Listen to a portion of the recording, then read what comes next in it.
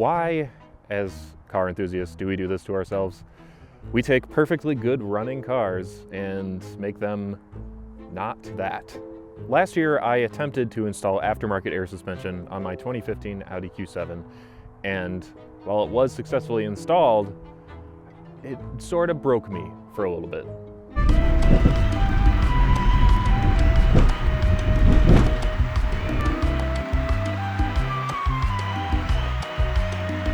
Thankfully, since then, I have converted the car to coil springs, H&R lowering springs specifically, and a normal person would say, perfect, it's good to go, let's leave it.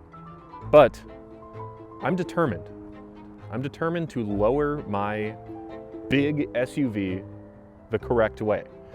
So in this video, I'll be figuring out what is the best suspension on this car. Air, springs, or coilovers? Stock. The answer is stock. Just keep your suspension stock. Or get one with the correct suspension.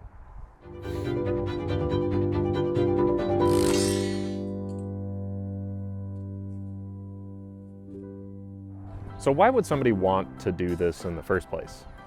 Well, first and foremost, everything looks better lowered. Cars, trucks, minivans, SUVs, boats. And while many modern luxury performance SUVs come equipped with air suspension from the factory, including the Q7, mine did not. And while some say that's a plus, there's fewer things that could go wrong down the line, it would have been nice to just lower my car with a computer. But somebody didn't pay attention to that when he bought his Q7. So here we are. And of course it would be common sense to just find air suspension from a wrecked Q7 and put that on the car, but that requires modules, coding, and things that I would not deem easy and don't even want to try. So the next best thing besides getting a different car is to put the car on air suspension, right? Unfortunately, I bought those air struts from a company that wouldn't offer me heavy-duty shocks, and they immediately went out of business after I bought them. So I took an L and now have paperweights in my garage, but I learned not to go that route and have since made the car more comfortable. This is the most stock feeling route because it utilizes the OEM shocks and only lowers the car about an inch or so. And I've had this H&R lowering kit on the car for about a year, and honestly, no real complaints. The only thing that I don't like about it is the rear squat.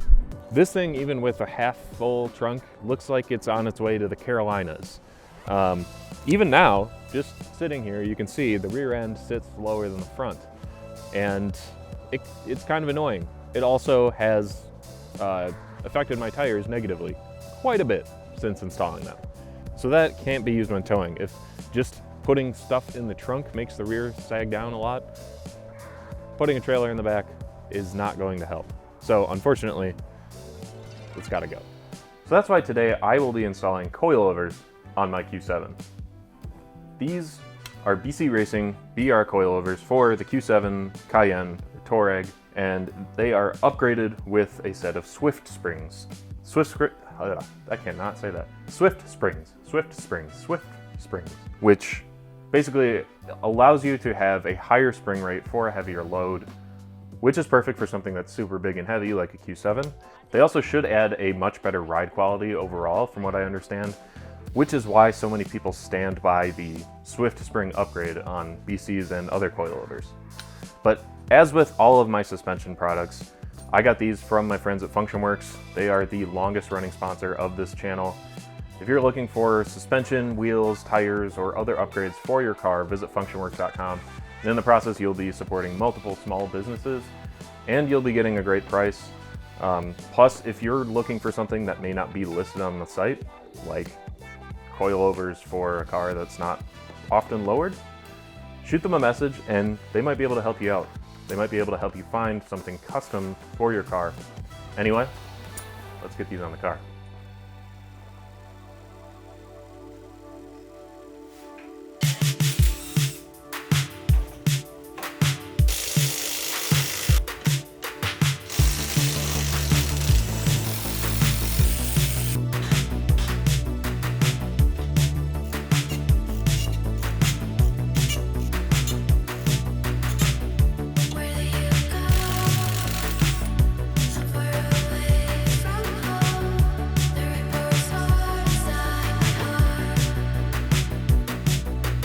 So a great thing about BCs and a lot of modern coilovers for that matter is they come with adjustable damping, not dampening, damping, which is right up here. You can click it hard or soft, and that's self-explanatory. Go all the way to the left, it'll be a little softer, maybe a little bouncier. You go all the way to the right, it'll be firmer, stiffer. For a bigger application like this, it's typically, I would say, better to go further towards the harder side. One bummer about this though is you can't adjust it while it's in the car, so you have to make your adjustments ahead of time. Take out your coilover every time you want to do adjustments, or you can drill holes in your car, which I could see why you wouldn't want to do that. Fortunately, I already did when I did my air suspension setup, so I don't have to worry about too much, except this knob is still not accessible. So you can buy extenders for these, because obviously I'm not the only person who's had this problem. So BC sells these all over the place. You can get it from FunctionWorks, and it essentially just goes onto this knob and extends it up to however long those extenders are. So you can adjust them from your car after you have drilled a hole on them. But this knob, you can just screw it off, and it's a 3mm Allen that goes in here. So you could just use a 3mm Allen key if you have a long one that would fit through there. Or in my case, I've had enough coilovers over the years and air suspension kits that I have many of these sitting around. They're pretty universal. I'm sure there are some that are different, but this one fits right in and has a little extra space. Your best bet is to get the extensions, but I'm gonna see if I can adjust it from up top after I install everything. And if so, I'd call that a win.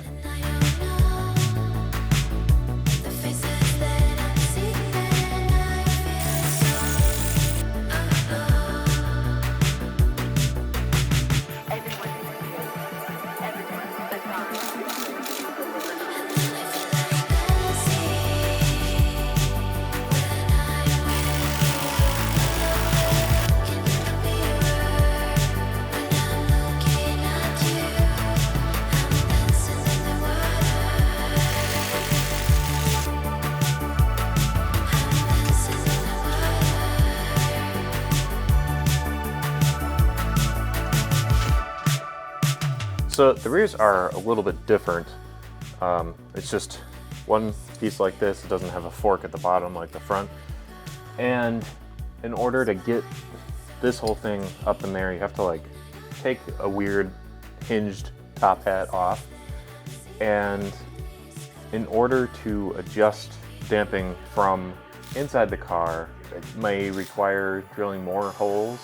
These line up with underneath the third row, so got to take that out and drill a hole, and in order to adjust this, you have to take out the back seat.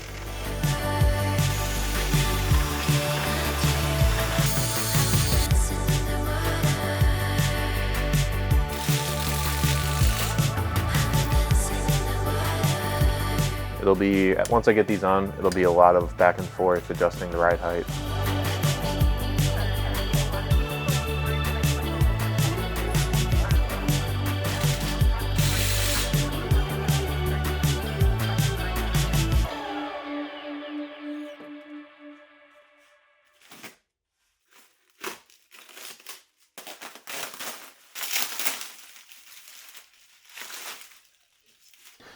And we can't forget one of the reasons why I got this car and why I've gone through these suspension changes and still haven't utilized is towing.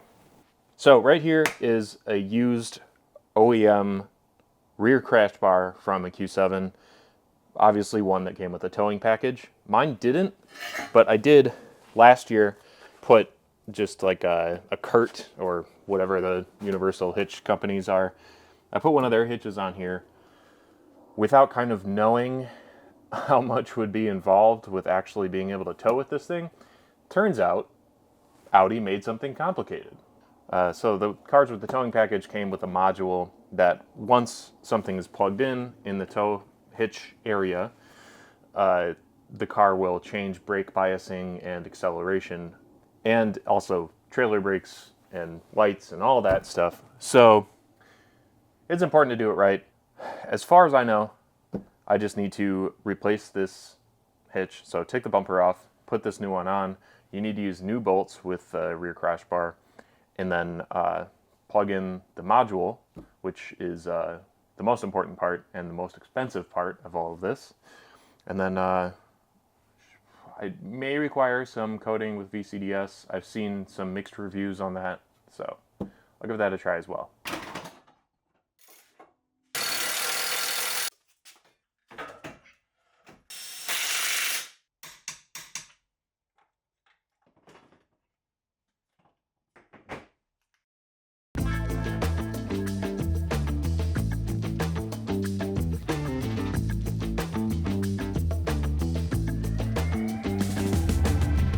So the real question, how does it ride? Honestly, not bad. It's pretty similar to how the H&R lowering springs rode, with just a little more stiffness. Like it's more planted, less floppy. So I would say that's an improvement. And it's not bouncing me around like the air suspension did, which I was very, very nervous that it was going to ride like the air suspension did, and I would have to take the suspension off for a fourth time and basically go insane. But thankfully, I'm quite pleased with how it rides. It doesn't take the bumps too roughly, and it's noticeably improved handling around corners. My only complaint is it's a little bit noisier. Of course, adding a suspension modification to any car, whether it be lowering it or lifting it, you're going to increase the noise, vibration, and harshness, the NVH. There's really no way around it. I've had several lowered vehicles, so it's no surprise to me. And I honestly kind of prefer a car to have a little more driving feel to it. So it's all welcome changes to me. But if you're somebody that is considering going down a route like this, but you don't want your car to feel stiffer and be a little noisier, don't do it. You will be unhappy. However, if you're okay with what I would call an acceptable increase in NVH, and you want to go a route like this, BCs with Swift spring upgrades, 18K front, 12K rear, I think are a fantastic option. Even more so than the H&R lowering springs. It's obvious that those springs, much like a lot of lowering spring kits, were designed to replicate the OEM feel of stock springs. But with that comes some drawbacks. Most of all, the saggy butt and increased tire wear because of that. And I have heard a lot of people complain about the increased stiffness that comes with the lowering kit.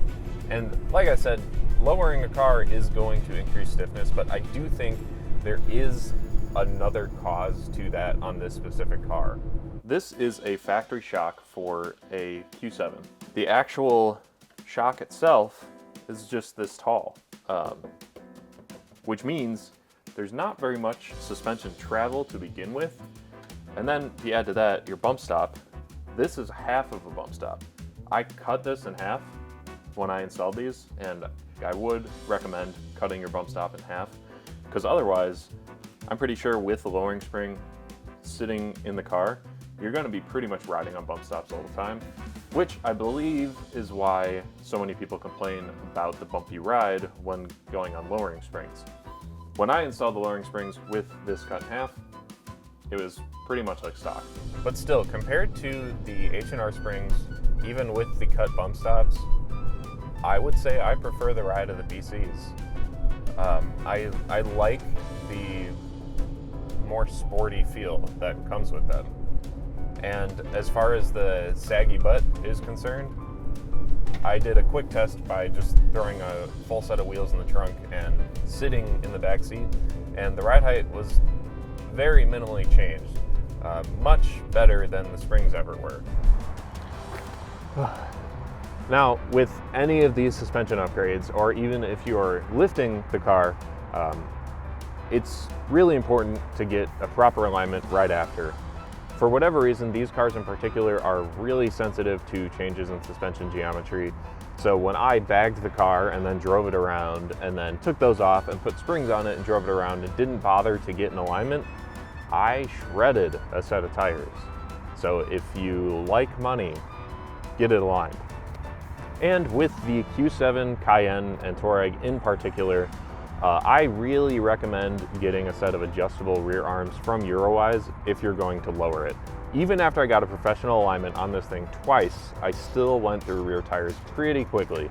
And I think a lot of that has to do with the excessive negative camber and toe changes that come with a loaded up rear when I got that Carolina squat. And that translated to, on the highway in the rain, it felt like the rear end of the car was trying to become the front end of the car, and it was really unsettling. Once I zeroed that out with the adjustable arms and got rid of the negative camber and had more adjustability in the toe, it seemingly got rid of that issue, and it got rid of the stupid looking negative camber in the back. So I'm not sponsored by Eurowise at all, but I just think it's a really necessary modification if you're gonna lower this car. All right, so what is the best suspension for a Q7, Touareg, or Cayenne? Stock. The answer is stock.